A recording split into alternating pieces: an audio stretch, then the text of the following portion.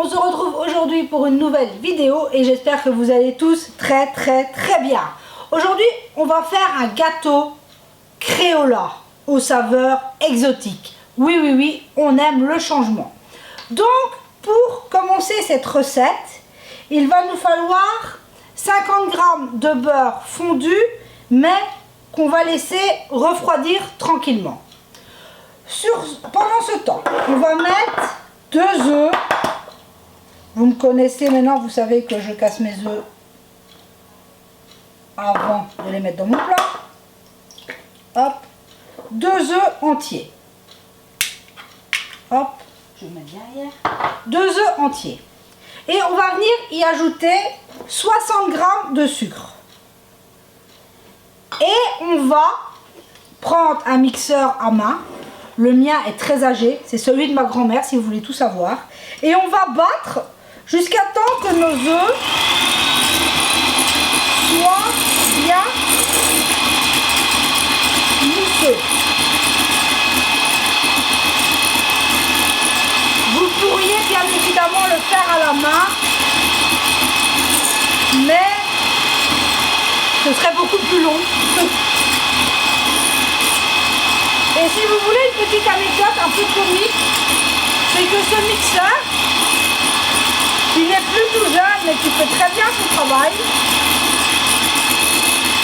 je l'ai en 2 exemplaires. Oui, parce que celui-là c'est celui de ma marraine qui est décédée, que j'ai récupéré parce qu'il fonctionne encore très bien, même s'il n'a pas des couleurs vives comme on a maintenant, mais il fonctionne toujours très bien. Et quand à l'époque j'avais dû avoir besoin d'un mixeur, j'avais exactement acheté le même. Ce qui fait que je suis loin de devoir acheter un mixeur à main. Donc voilà, je vais vous stopper le bruit. Nos œufs sont bien mousseux. Hop, on met ça derrière pour pas que ça tombe. Donc voilà. Mais comme je vous le dis, vous pourriez parfaitement le faire à la main, ça ne changerait absolument rien. Donc à ce stade, on a nos œufs mousseux. On va y ajouter nos 50 g de beurre fondu et refroidi. Tout simplement. Pour continuer cette recette, je viens ajouter 90 g de farine et 3/4 de cuillère à café de levure chimique. Voilà, et hop, on vient mélanger le tout. Tout simplement, ça se mélange très bien.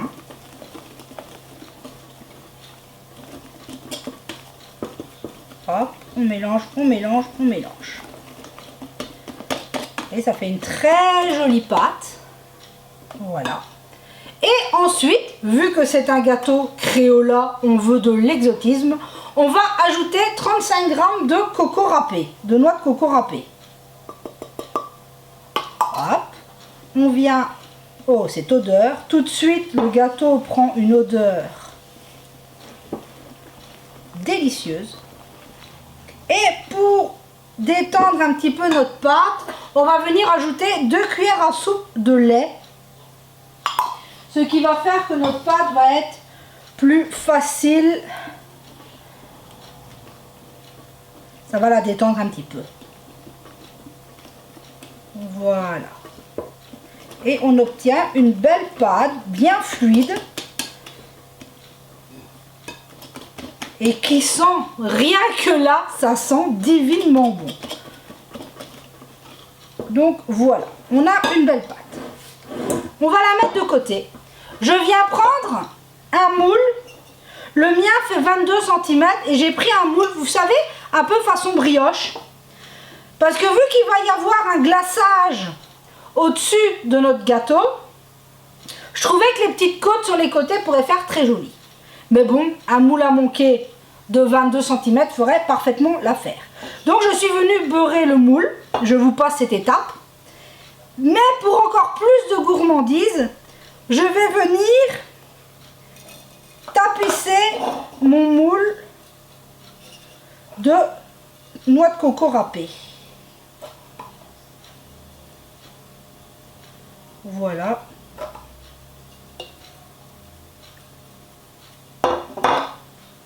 Je mets sur le côté. Là. Voilà. Je suis juste venue mettre mon côté Miss Catastrophe, excusez-moi. Vous voyez, je suis juste venue parsemer de coco râpé dans mon moule. Tout simplement, maintenant je vais enlever mon fouet et prendre une Marie, ce sera plus simple. Hop. Et on va venir mettre notre pâte à gâteau dans notre moule. Tout simplement.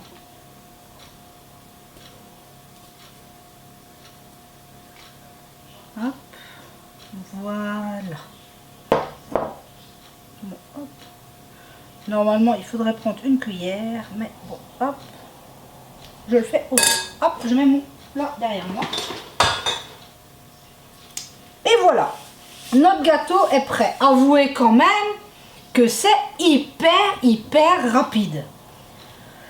Donc, j'ai fait préchauffer, quand j'ai commencé la recette, excusez-moi, j'ai oublié de vous le dire, j'ai fait préchauffer mon four à 180 degrés.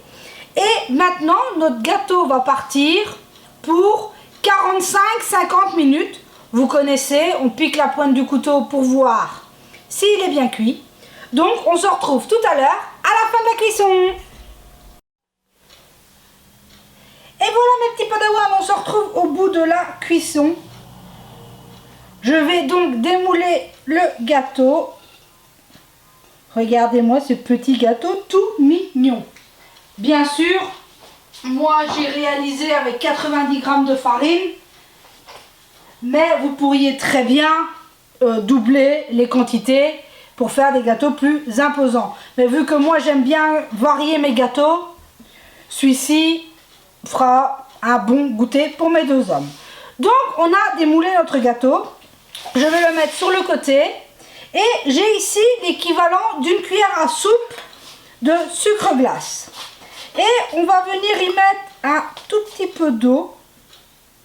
Et on va venir mélanger pour réaliser une pâte.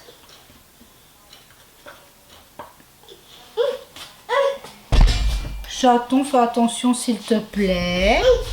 Merci. Tiens. Allez. Bon, j'avais pris l'équivalent d'une cuillère à café d'eau. Mais je vais aller rechercher un tout petit peu d'eau. J'arrive. J'aurais dû en mettre un petit peu plus dans mon fond et ça aurait été plus simple. Hop, on va rajouter un tout petit peu. Il faut juste que... Voilà, tout de suite, ça va mieux.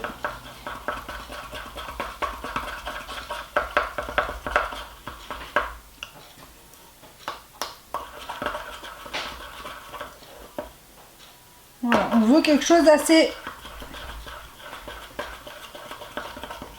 liquide, mais il va redurcir sur le gâteau. Donc, voilà. Donc, par-dessus, je vais venir mettre un petit peu de glaçage, juste un petit peu. J'en fais pas énormément. Juste pour dire que. Et par-dessus, je vais venir saupoudrer. Oui, mon chat, attention.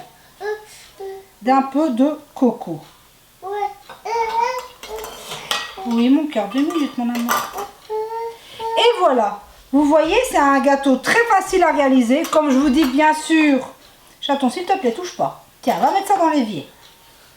Comme je vous disais, bien sûr, vous pouvez doubler, voire tripler les quantités en fonction de la quantité que vous voulez réaliser. Ici, c'est un beau gâteau. Vu l'appétit de mes deux hommes, il va être parti au goûter.